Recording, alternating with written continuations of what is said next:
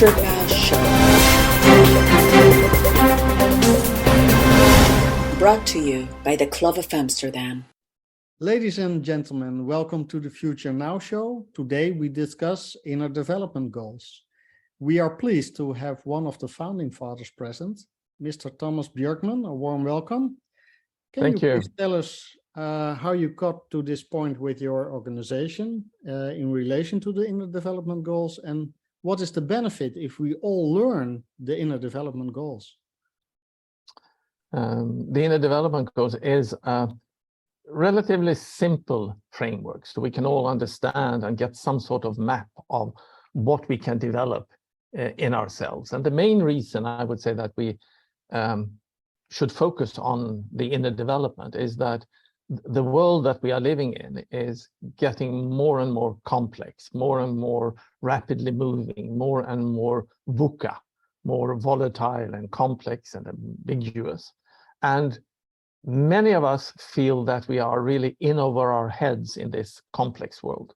And if you on top of that put the global challenges that humanity is facing, I mean, the cognitive and emotional load that we are under is really, really huge.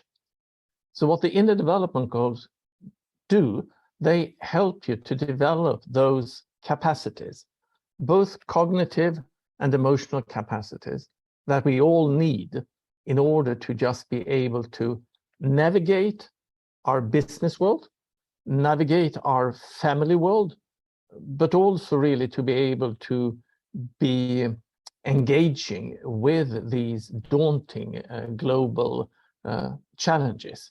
So they help us in building the capacities we need, both for family, for business, and for society. Does that also mean that you consider the platform a kind of life coach? Yes, you could say so, but not in the way perhaps you have a coach that helps you to find a certain direction.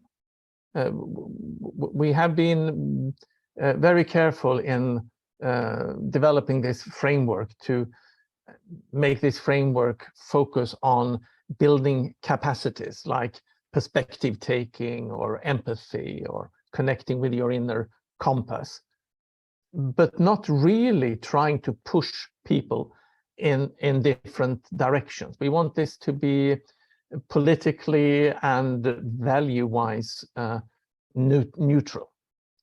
Then, of course, we believe and we hope that if you develop your capacity to take many perspectives and develop your capacity for empathy and compassion, that will move you in a direction that will help you to be more engaged with society and with the global challenges. But we are not pushing people in a certain direction. We are helping people to develop the capacities and their choice-making capacity.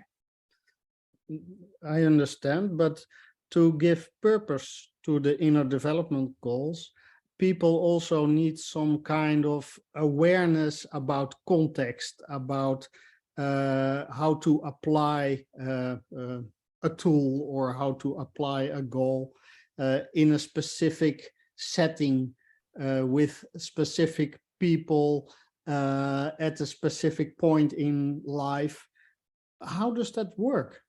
Yeah, no, absolutely. But science also shows that doing exactly what you said is a very good way to develop these capacities. For example, for being able to look at yourself or a problem or the world from many perspectives.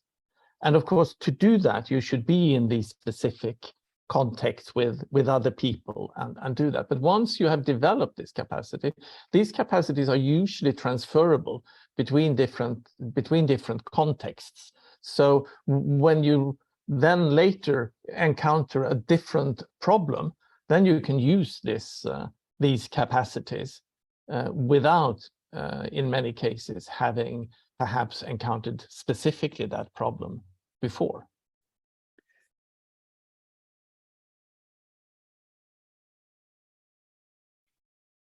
A warm welcome to the viewers of the Future Now show. You can find other publications and shows online and on YouTube.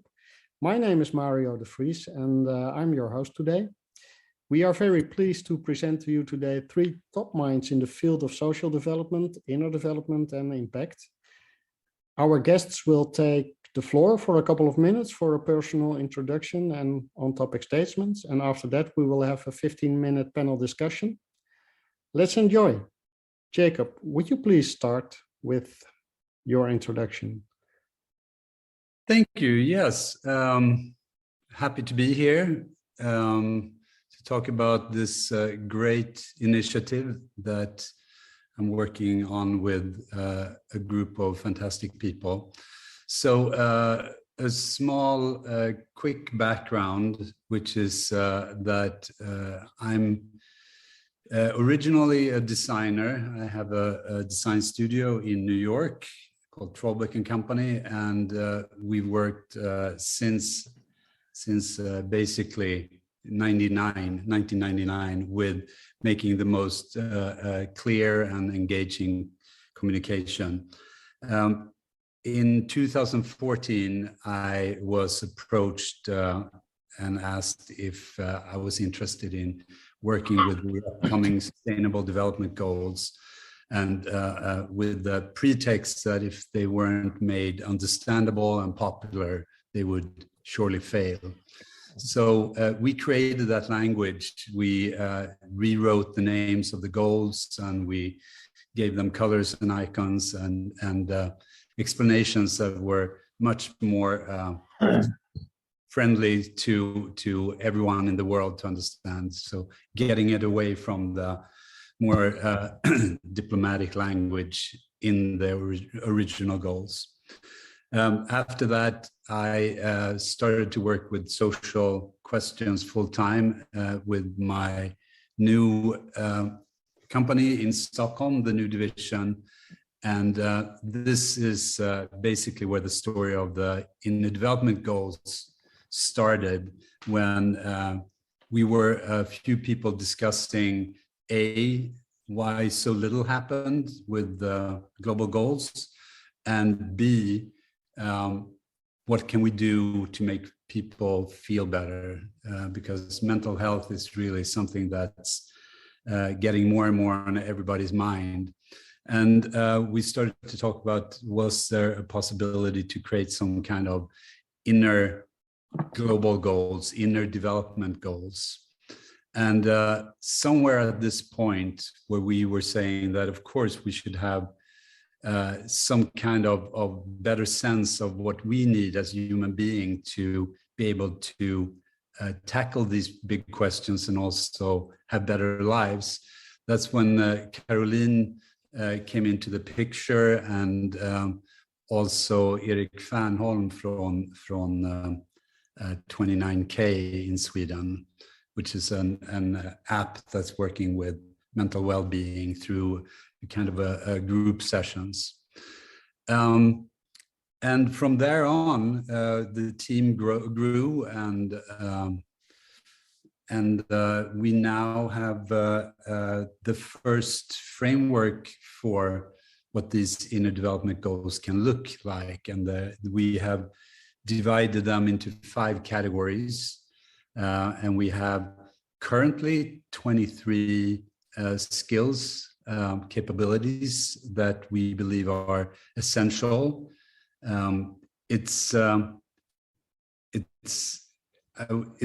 We should say that we're actually not inventing any of this. We're just gathering information and sorting it and making it into a system that's easy to understand. And it's a project of co-creation and collaboration that's continuously, in process. We currently have 23 skills. We are, as we're getting input from people and learn more, we may adjust that in the future, but this is where it stands right now. And I think the most exciting thing is the response that we've gotten from basically everywhere where we show the system. We are currently also in the communication phase where we're still working on, how to design the whole system, how to make it easy for people to remember these capabilities and skills. But it's an exciting job, and a lot of people are joining us, and we hope that this is going to spread, and it is spreading, but that it's really going to be a tool for many cases, both for personal development, but also for organizational development. And we see that it's something that can be extremely helpful to solve a lot of issues that exist at companies and in governments and etc. So I think that's all I'm going to say at this point. Thank you very much, Jakob. Caroline, would you be so kind to tell us a little bit about your background and engagement to the inner development goals? I'm delighted. First, it's an honor to be here in this conversation. I think between us, I hope that we can reflect together and go deeper on what is really inner development. Going back to my background, coming from working with change in different perspectives from the past 20 years, first in private companies, then for NGOs, but then also joined Trollbäck foundations for almost 10 years, working on the system conversation on how on earth can we live together. I think that was my first intervention with working with change, working with systems change. What is it really? And how do we understand what's going on in the systems to understand what does that matter for us as individuals? What does it matter for us as organizations, and then towards the society? Then from that, from my learning from that, working with leaders all across the globe, from many different backgrounds and also different perspectives, I think I came across to how hard change is, how easy it is to change, that we all want change, how easy it is to say, yes, we understand. But I also came across that it's so hard, and that it basically also very much comes down to me as an individual. Understanding where am I and what is it that I can do from my view, but also learning and also wanting to learn.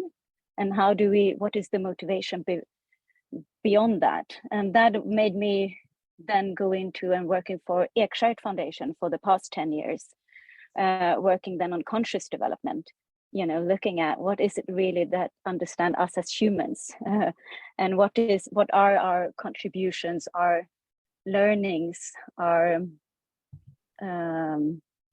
motivation behind, and how can we also thrive. So what we looked at, it's really also got to know a lot of the researchers and the science behind adult development and neuroscience as system change.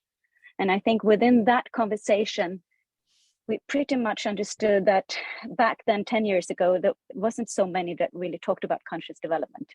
I mean, we have the thousands of years of wisdom traditions. Of course, they know all about inner development and thriving that. But how do we actually talk about inner development within the system, within the societies that we live in today?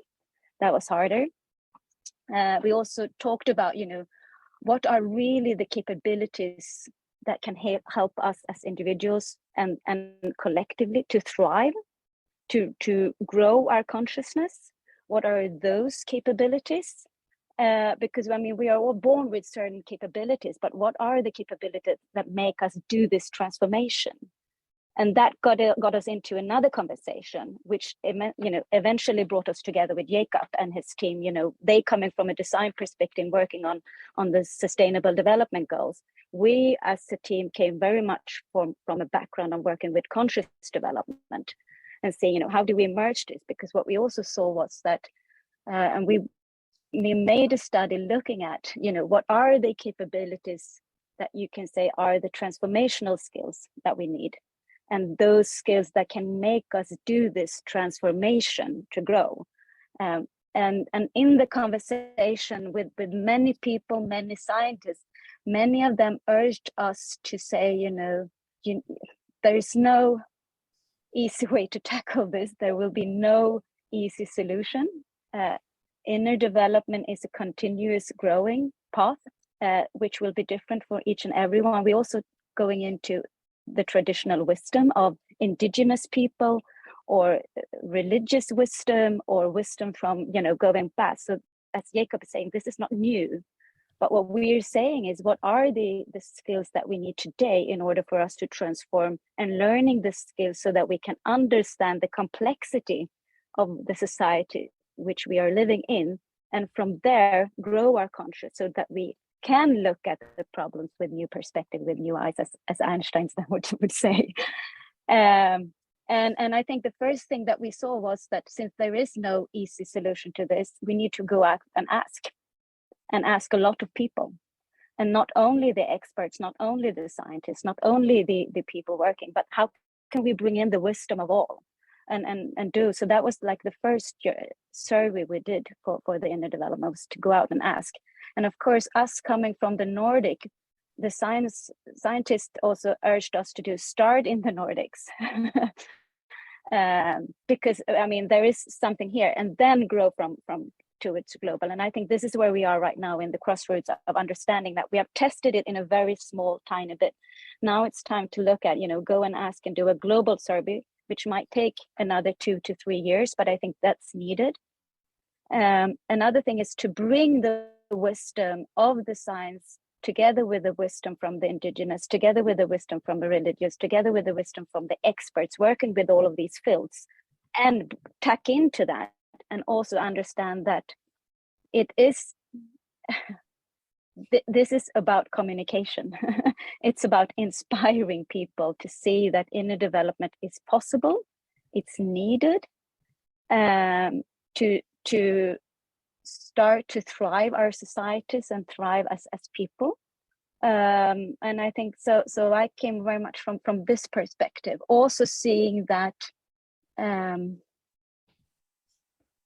understanding thriving it's also it's tough, because I mean, thriving for me, it's growing, but it's also learning to accept all parts of you and all parts of what's existing within the context of where you're working. And I think this is where we really need our, this is not a one person journey, or you do this alone. It's also a collective journey. And I think this is where inner development also much, tackle in that it's, we can, and I hope that this inner development project that we are in the midst of really will inspiring a lot more people to do their own journey, start their journey, but not to see it as an individual journey, but to see it as a collective journey. And I think it very much starts then with the reflecting, and learn how to reflect. A dialogue is it's learning together, it's talk together. And I think this is something that, it's so easy, but so many times forgotten. How do we listen to each other? How do you listen to yourself? And how do we learn from each other and tap on to the wisdom that we have? Not draw us apart, but to add. So there is so many here that's obvious, but in many ways also many times forgotten, or we don't use it. I stop here, I can talk forever. Thank you very much, Caroline. Very well said and very well spoken. It's very inspiring. Leif, would you please share with us who you are and your thoughts on this? I have so many comments. I made note of some of them. Thank you, Felix, for inviting me to this, and it goes back quite a while, our connection. But I would like to start with our mutual connection here. We are coming from Täby, and Täby was one of the old Viking regions of Sweden. And they also gave name to Russia. The Roslagen area gave name to Russia. So actually Russia as a label is import from this region where Caroline and Jakob and I were living earlier. That is an intellectual asset. I have been working with the topic of intellectual capital for some 30 years now, and I will give you some clues there. But I really enjoyed the comments you gave earlier. And I think one dimension is to bring it forward is that this inner development might actually be also called spiritual capital or spiritual intelligence. And this is the hybrid where we are combining all those dimensions that Caroline were mentioning, and how this comes together with quantum physics. And there's a special researcher that you can invite for further spots, and that is Dana Sohar. And she has been working on this spiritual intelligence and the quantum physics for many years out of UK and now recently in China. I started to develop a special place for perhaps parts of the inner development, and it was called Scandia Future Center. And Scandia Future Center was located in the archipelago, not too far away from Täby, and that was a serendipity. But the point was actually that you cannot renew or develop in the headquarters. Just think about the paradox of going into the boardroom of a big company and say, "No, I wanted to have change." Do we think it's going to be very much? It's going to be chaos immediately. So therefore, we started this prototyping place at 30 minutes away from the headquarters in an environment that was extremely ecological for the mindset. And we learned a lot about the impact of waves in the water on your thinking. And it's not only the waves, it's also the oxygen that you need for your thinking, and how you can get oxygen into your head very quickly, and what is happening in a boardroom after 45 minutes when the oxygen is gone. Then the quality of the decision making is eroding rapidly. So therefore, night negotiations is just show off from the participant to show that they are very clever and skilled. It's actually the opposite. They should sit on a boat or in a harbor and enjoy the oxygen in the air to get the qualified decisions. And this we were testing in Scandia Future Center. That actually led to a whole chain of what is called Future Center Alliance. Future centers in Europe, Asia, South America, etc. One of the biggest ones is not too far away from some of you. It's called Leif, L-E-F. It's the Future Center of the Water Ministry of Holland. And it is very successful. They have also renewed, so they are now on the 4th iteration. But there is a number of very good future centers in Holland, and we can talk about that as we move on. The most recent development is probably to have some kind of laboratory for societal innovation. And it's not social innovation. And Caroline was almost touching on it. It's societal innovation. Where do you have actually the amygdala in a city, where you combine neuroscience with urban planning? Where do you have the hippocampus of the city of Amsterdam? And where do you have those impacts of the hippocampus? So we have been working on neuroscience impact on the future rising. And it's not pure change. It's actually the systematized renewal of a society.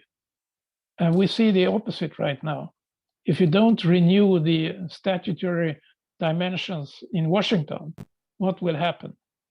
That's why it's so extremely important to have gradual renewal of both enterprises as well as societies. And someone has to take the lead and then to see the larger map. And so one of the projects in Holland right now is positive cartography. If you want to be an Olympic champion, you don't start the day by reading negative stuff. You try to stay away from that because it's an impact on the way you think, and which is a part of the inner development aspect. So you can look at positivecartography.com and get some ideas. It started with students in, I think it was University of Leiden or nearby, that were seeing that Holland needed positive cartography, and they already had it. So it was just to pick up and show it. But that takes us to the final dimension here, and that is we have three major development trends to observe. That was once upon a time trade of goods, like the Vikings, etc. And then came the trade in services with tourism, etc. And now it's trade in ideas. And this is something that you know, Mario, very well. But the trade of ideas is the intangible trade flow and value flow of society. And that will have remarkable impacts on the taxation dimensions, the funding of societal innovation, etc. So therefore, trade on ideas is a project that I'm working with a guy called Eskil Ullberg on. And we did some maps on that within the New Club of Paris, and not the New Club of Amsterdam, where we have laid out some observations. And that leads to the final note that yesterday, the MBRF, one of the big funds in Dubai, launched the Global Knowledge Index. And that was a kind of yearbook that they launched yesterday again. I think it's number 4, but it's full of metrics that you can apply to your work in Portugal, Mario, and have a look at. And it's based on their aspiration to take UAE from position 35 in the world to a much, much higher position. And during the last 10 years, they have succeeded, actually. So the 4th largest hospital from Sweden is actually outside Dubai. Mm-hmm. I stop there. Thank you very much. I would like to tap in on a comment of Caroline, who talked about the want for change. How can we motivate people to work on their own inner development goals? Well, I think that if you look at the goals that we have, I think that they are in themselves very inspiring. I think that they're, because if we look at the global goals of the SDGs, there's a lot of things there that are very complex, and we know that we have to cause huge systematic change that goes across all sectors of society and humanity.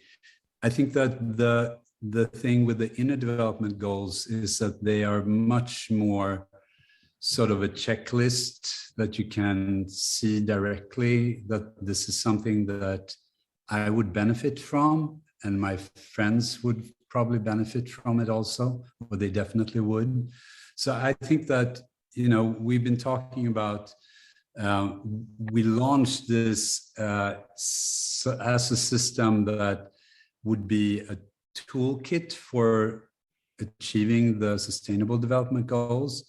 But I think that people will get involved in this because of self-interest. I think that there's self-interest in how you do things, because if I have these cards here, and if you look at inner compass and if you look at integrity, openness and learning, self-awareness and presence, we can all see that these are things that's going to make our lives easier.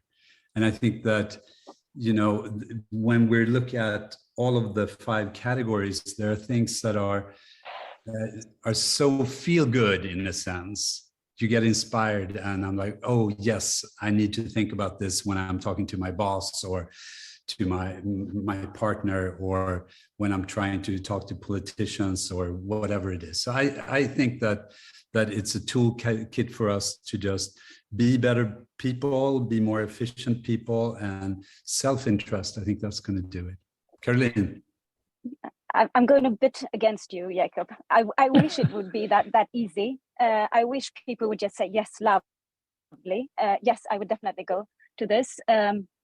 Speaking from my own journey, I know that and I'm sure I can see that all of you have also done quite a deep journey, and it's hard, and it's not a quick journey.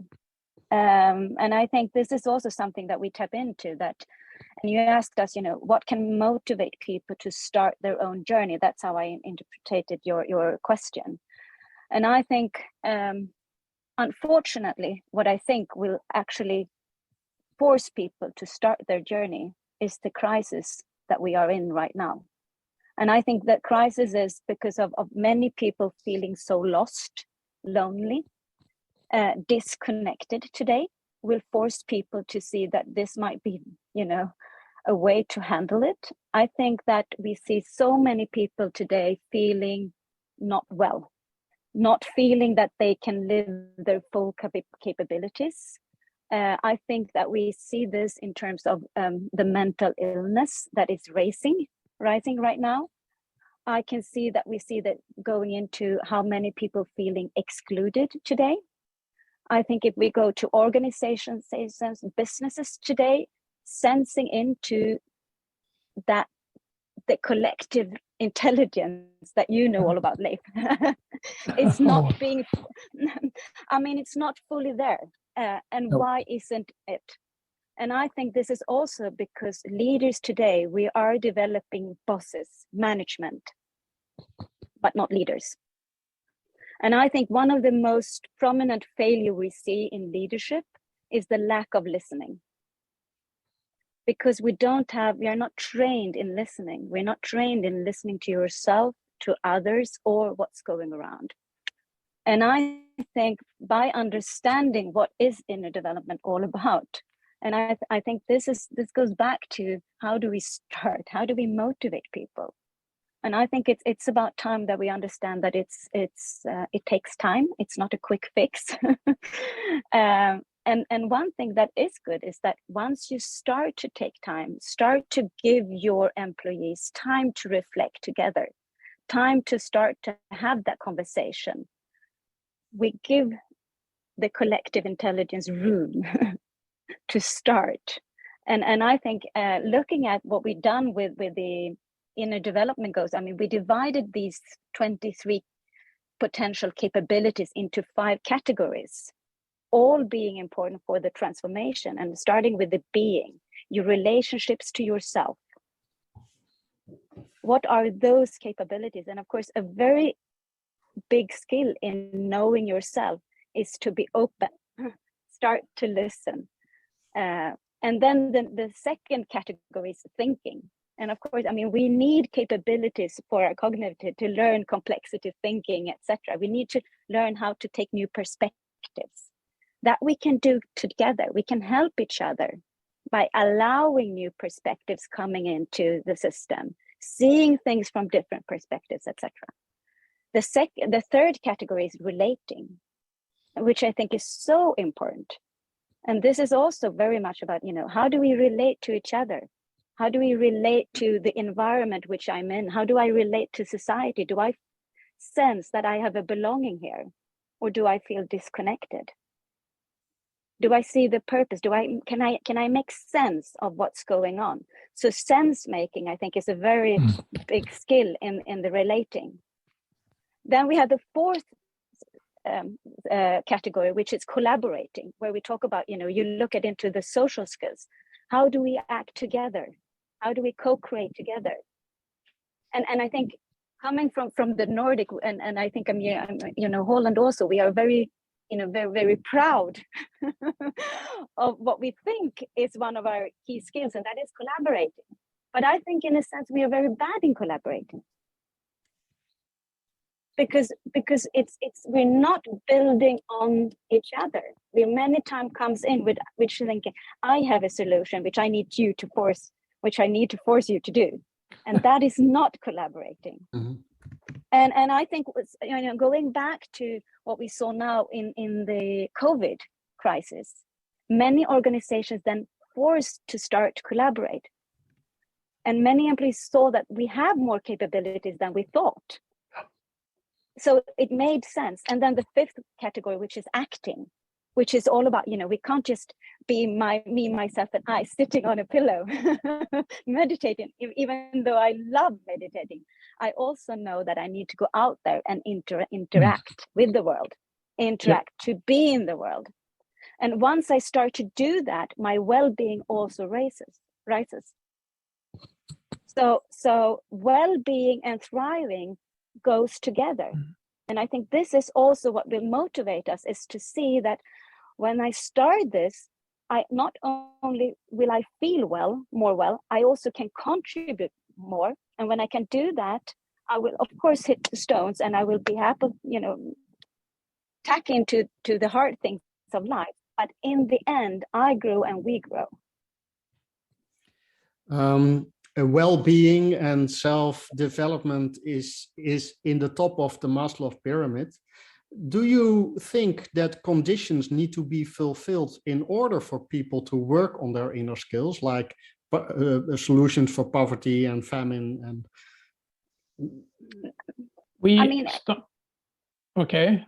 Yeah, Go ahead, Leif, please. No, please, Leif. I get so engaged. That's why. What we did actually, the context that you, Mario, referred to, we were experimenting with in our Scandia Future Center. And one of the purposes of addressing this is to reduce the fear of change, the fear to move into the unknown. And in a population, roughly 5% are prepared to move into the unknown. The rest are scared.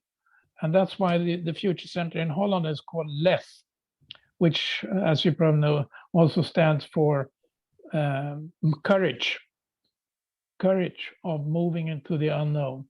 But we learned that there are some tricks that could be very interesting to get people out of their comfort zones.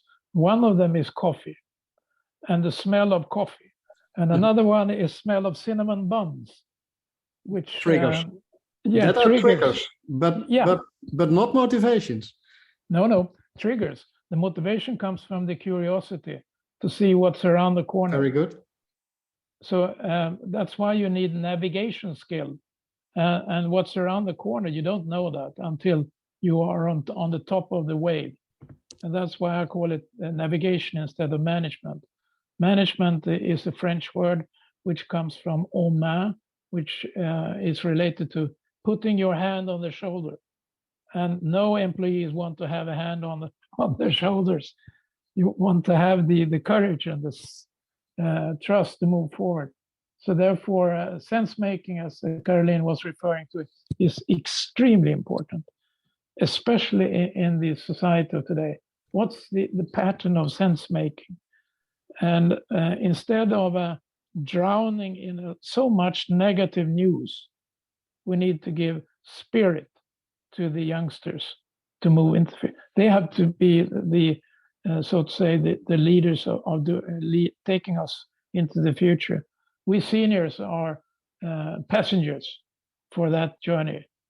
And that's why the combination of age groups is extremely important. I call it 3 generations in collaboration. It works, I can tell you. When I had future teams and send them out to the world, actually travel the world, some of them went off in a couple of hours. A few of them came back after some days and said, "Who is signing the travel order?" fear of being punished for taking initiatives. Mhm. And that's why it's so important to give the space for courage. You created a wonderful list with inner development goals, but how will it work together in a society? Is my perseverance as one goal, is it worth more than, in example, your mindfulness? Isn't it colliding forces? I don't think we should look at them, compare them in that way of something being more important than the others. I think we should look at them as tools, capabilities that will help us grow and transform, and to better handle yourself as the context or the organization and the society you're living in. I think it will be very disadvantage if we think that one skill will be more important than the other in general. But for one individual, yes, it could be that you have more easy access to certain skills and you have developed them, so to say, better, which means that you need to focus to learn the other. And for some other individual, it's more important for them to look at your key skills, etc. So in that way, yes. But I think in terms of comparing them one by one, no, I don't think that's of benefit. What I think is going back to what do they really serve? I think they serve as inspiration for going back, the need for inner development to happen and the need for us as leaders to put forward a context where inner development can happen. And I think this is where we can look at, in which context do we as adults grow and I think this is where the organizations comes in, because as adults, where do we spend most of our time? It's within our organizations, within our businesses. So how can these businesses, organizations be areas of growing, be areas where we actually are able to learn this together? and I think this is where we need to see that these will not only benefit the individuals, but the organization and the society. It's all interlinked. May I jump in here? I think this is excellent, Caroline. And to clarify it even further, the organization is a temporary setup, and it should not be there for more than a couple of years, perhaps. And I call it structural capital. And the difference is that you have human capital that probably go to sleep after some hours, but or die away or go to another organization. What stays is structural capital. And structural capital is the trampoline, the springboard for giving the jump effect for the human capital. And that's why it's so important to nourish both human capital as inner development and the structural capital. And if the structural capital is eroding, like we see in some parts of society, among others in Washington, then you are in a kind of negative slope, which needs to be re-navigated. And if you're surfing on a wave, you can't go back. You have to find the new tip of the wave and get up on it to sail or to surf. And that's why the rotation of the Earth is so important. The rotation of the Earth is forming the waves.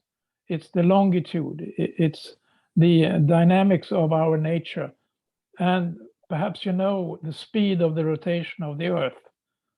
It's roughly 1,600 kilometers per hour, which is way beyond the speed limit of most societies. And some societies are not moving forward at all. So that's why it's so important to learn to follow the rotation of the Earth. And that's another part of this corporate longitude that I developed once upon a time. And I think what you are coming up with the sense making, as you said, is so extremely important, because sense making is valid both for youngsters and seniors, and perhaps not so much for the people in between, because they're too occupied by making money or something else, or fighting. So that's why the sense making should be amplified. Why are you here? I think that there are definitely some super skills in amongst the 23, and openness and learning mindset. Of course, if you don't have that, you can sort of stop, because then you're not interested in change.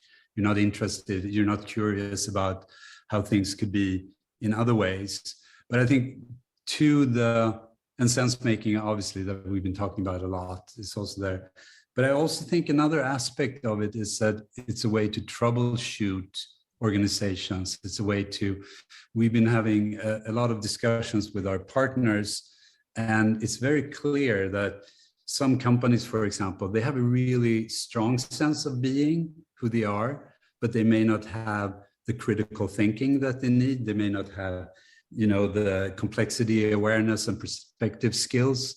So it's one way to go through and figure out that this is where we fail and this is where we need to improve, because of all of these 20, it's not like there's 23 new skills that we all need to learn. A lot of us are really good at many of these. A lot of people actually have a lot of appreciation. For example, if we're taking the first one in relating, people walk around and just are happy about and generous towards each other and the environment. And maybe there are people that are very have a great humility, but so some things we have and other things we need to focus on getting better at, I think, both individually and as organizations. But to me, it's very much sort of a troubleshooting tool. And then it's also kind of a cookbook. You can see that in order to solve this problem, we need more of this and this and this. We maybe don't have, the optimism or the perseverance or whatever it is that we need to get forward here. And what are the tools to increase those values in the path going forward? So for me, it's like very, I love the philosophical and deeper sides of it, but I also think that there's something that's very pragmatic about it. You can just look at these and see, this is where we fail. This is where I fail as a person. This is where we fail as an organization. And then you can gear your learning towards that. I very much agree. It's exactly what you say. However, I'm a little bit afraid that organizational change is still a little bit of a man's game. However, we all know that women have higher social skills. How can we put women in the lead of this movement? Thank you for I feel an urge to which may say something about it. But I think a reflection I have is that you say, many times the masculine energy that you might refer to in this might be the intelligence of complexity thinking, the analytical thinking, the framework where we mostly use our rational intelligence.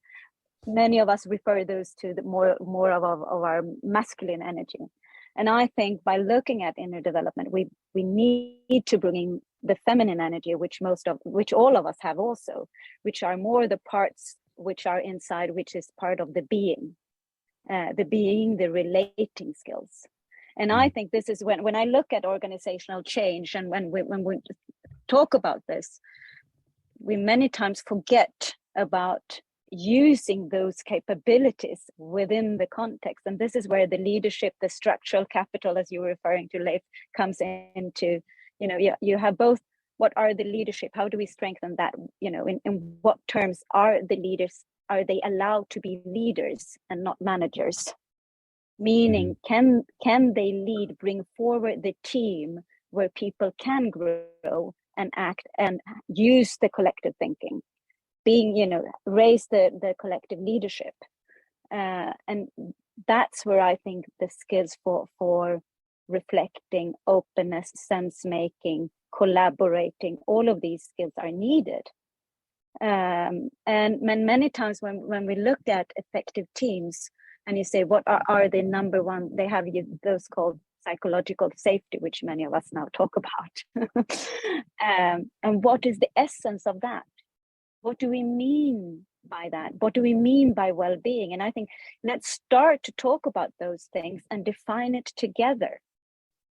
Yes.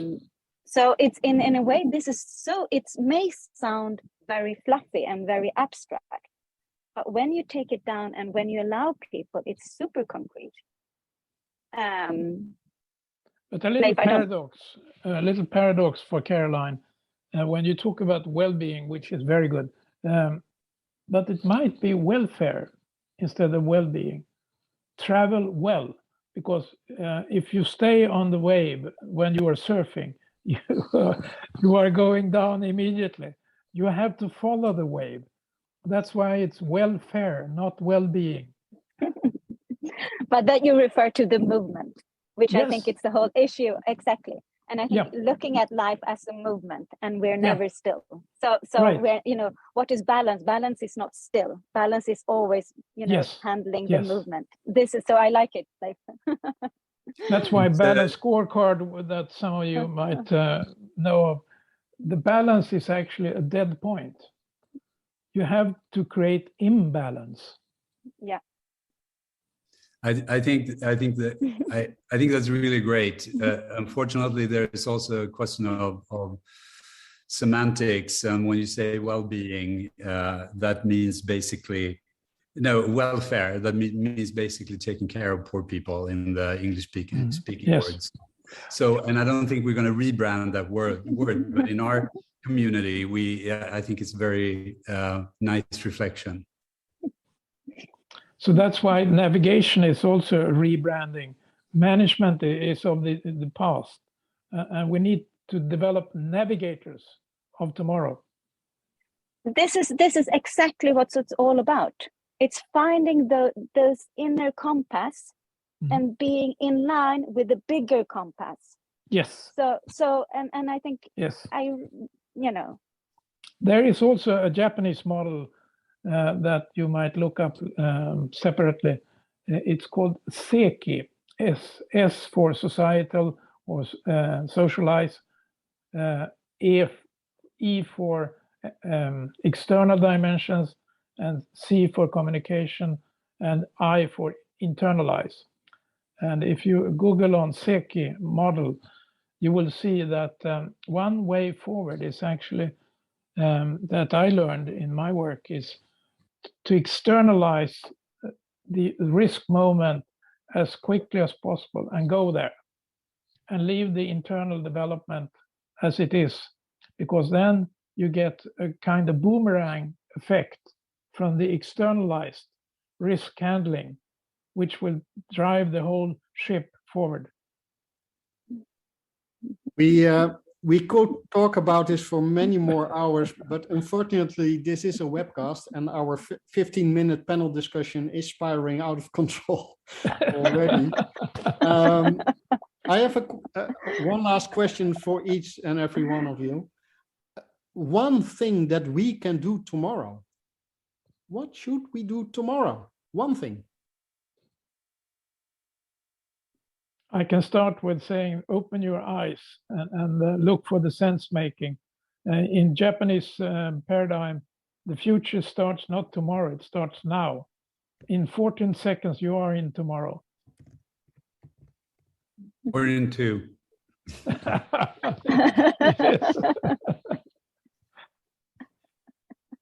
It's funny in Japan, they have words for everything. I just learned the other day the word tsundoku, which means buying books without the intention of reading them.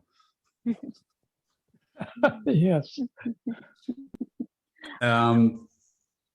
Yeah, I mean, for me, it's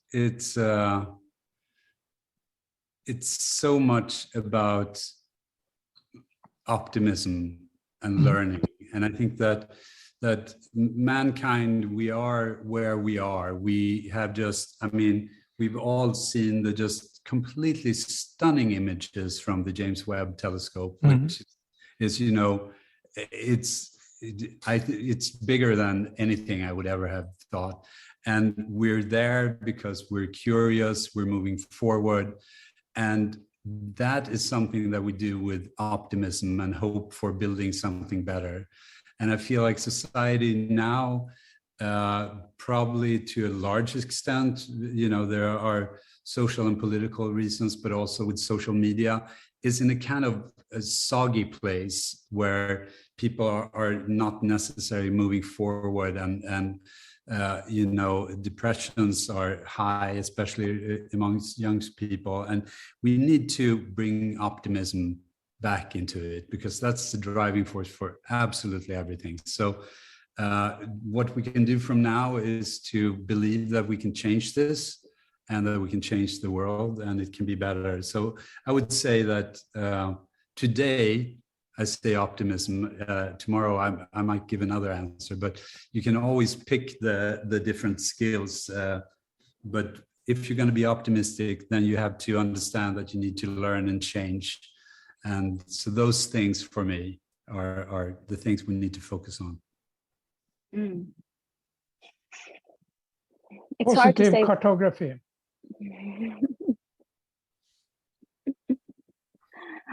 I'm encouraged to say, open your eyes, but open it with a big heart. Yes, very good. Very good. Excellent. So thank you for today. Okay, friends. Bye-bye. Thank you. Bye. Bye-bye. Thank you. Bye-bye.